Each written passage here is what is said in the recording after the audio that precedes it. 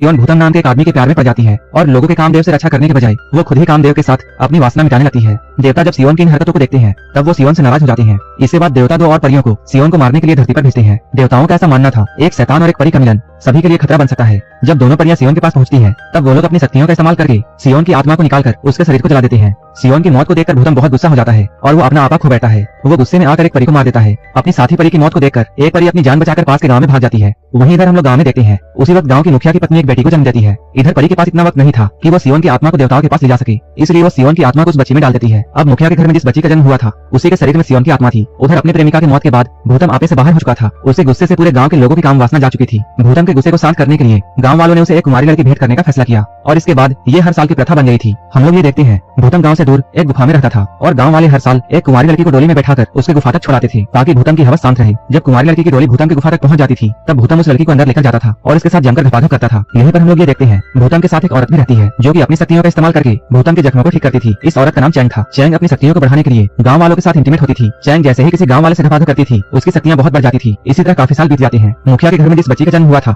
वो अब जवान हो चुकी थी और उसका नाम जोई था। हर कोई उसकी खूबसूरती का दीवाना था। एक दिन जब जोई अपने दोस्तों के साथ होती है तभी अचानक भूतम उसके सामने आ जाता है। भूतम को देखकर जोई उसे घूरने लगती है क्योंकि जोई के शरीर में सियोन की आत्मा थी, इसलिए वो भूतम की तरफ अट्रैक्ट होने लगती है। यहाँ से जाने के बाद जब जोई फिर से अपने दोस्तों के साथ होती है तभी इनकी नजर एक नाव पर पड़ती है। इस नाव के ऊपर बहुत सारी मछलियां तड़प रही थी। जोई नाव के पास आकर उन मछलियों को पानी में छोड़ देती है, लेकिन तभी पानी से एक जवान लड़का बाहर आता है। उस लड़के को अचानक यहाँ देखकर जोई बहुत डर जाती है और अपने दोस्तों के साथ यहाँ से भाग जाती है। इस लड़के का नाम सेन होता है। वो अपनी बहन के साथ यहाँ मछलियां पकड़ने के लिए आया था। इधर हम लोग गाँव वालों को देखते हैं वो सभी लोग मिलकर ये फैसला कर रहे थे इस साल कौन सी लड़की को भूतम को भेंट किया जाए। इस बात का फैसला गाँव वाले लॉटरी के जरिए करते हैं। इस बार लॉटरी में जोई का नाम आया था। जोई का नाम देखकर उसकी मां रोने लगती है। वो अपने पति से ये कहती है तुम तो इस गांव के मुखिया हो और तुम अपनी बेटी को वहां जाने से रोक सकते हो, लेकिन मुखिया ऐसा करने से मना कर देता है। वो कहता है इस गांव का ये नियम है और हमें नियम का पालन करना होगा। वहीं इधर हम लोग जोई को देखते हैं वो एक लोहार के पास आती है और यहाँ आकर वो अपने चाकू को तेज करवाती है। तभी सेन यहाँ आकर उसे बात करने की कोशिश करता है, लेकिन जोई उसकी बातों का जवाब नहीं देती है क्योंकि वो भूतम के पास जाने वाली थी और इसलिए वो बहुत डरी हुई थी। इसके बाद वो अपना चाकू लेकर यहाँ से ले जाती है। जैसे ही यहाँ रात होती है गाँव वाले जोई को एक डोली में बिठाकर भूतम की गुफा में ले जाते हैं। डोली उठाने वालों में सेन भी होता है, लेकिन वो इस बात से अनजान था कि अंदर जोई है। रास्ते में जाते समय जोई का चाकू गिर जाता है। सेन इस चाकू को उठाता है और वो इस चाकू को देखकर ये समझ जाता है कि अंदर जोई है। जोई को देखकर सेन बहुत दुखी हो रहा है क्योंकि वो अब जोई को पसंद करता था। इसके बाद सब लोग जोई को लेकर भूतम की गुफा तक पहुंच जाते हैं और सभी लोग यहाँ से भाग जाते हैं। घर आने के बाद सेन जोई के बारे में ही सोच रहा था। वहीं दूसरी ओर हम लोग भूतम को देखते हैं वो काफी गुस्से में होता है, लेकिन जोई को देखते ही उसका गुस्सा शांत हो जाता है क्योंकि उसे जोई में सियोन दिखाई दे रही थी। भूतम को देखकर जोई भी अपना चाकू नीचे फेंक देती है। इसके बाद जोई भूतम के पास जाती है। भूतम जब जोई को गुफा के अंदर ले जाने लगता है तभी सेन यहाँ पहुंचकर उस पर हमला कर देता है और जोई को अपने साथ गाँव में वापस ले जाता है। सेन की बहादुरी देखकर गाँव वाले बहुत खुश होते हैं और ये सभी लोग जश्न मनाने में लग जाते हैं। जोई भी सेन की बहादुरी देखकर उसकी तरफ आकर्षित हो जाती है। इधर हम लोग गुफा में भूतम को देखते हैं जिसका इलाज चैंग कर रही होती है क्योंकि सेन के वार से भूतम काफी जख्मी हो चुका था।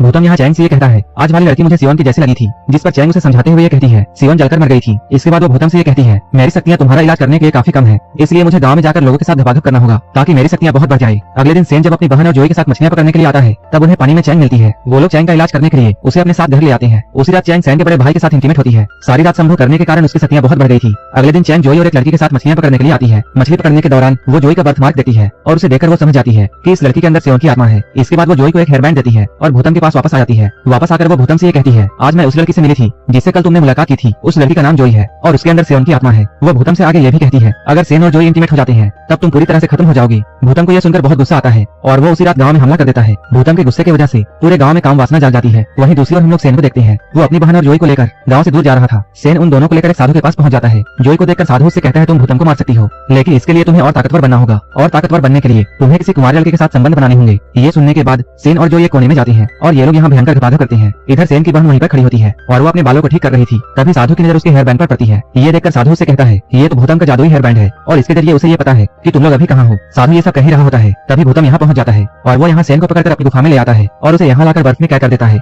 इसके बाद जोई और सेन की बहन भी यहाँ पहुंच जाती है। मीना भूतम के पास जाती है। इसके बाद मीना अपने शरीर के जलवे दिखाकर भूतम को अपनी तरफ आकर्षित करती है। वहीं इधर हम लोग जोई को देखते हैं जो कि अपने शरीर की गर्मी से बर्फ को पिघलाने की कोशिश कर रही होती है। बर्फ जैसे ही पिघल जाती है सेन उससे बाहर आता है और ये दोनों यहीं पर इंटीमेट होते हैं। तभी भूतम की नजर इन दोनों पर पड़ती है। इन दोनों का ऐसा देखकर वो बहुत गुस्सा हो जाता है और वो सेन को मारने के लिए उसकी तरफ तलवार फेंकता है, लेकिन जोई तलवार के सामने आ जाती है। भूतम की तलवार जोई के उसी निशान पर जाकर लगती है जहाँ पर सियोन की आत्मा थी। तलवार लगने की वजह से सियोन की आत्मा वहाँ से निकल जाती है। सियोन को अपने सामने देखकर भूतम बहुत खुश होता है और उसे लेकर वो यहाँ से गायब हो जाता है और यहीं पर यह मूवी खत्म हो जाती है। अगर आपको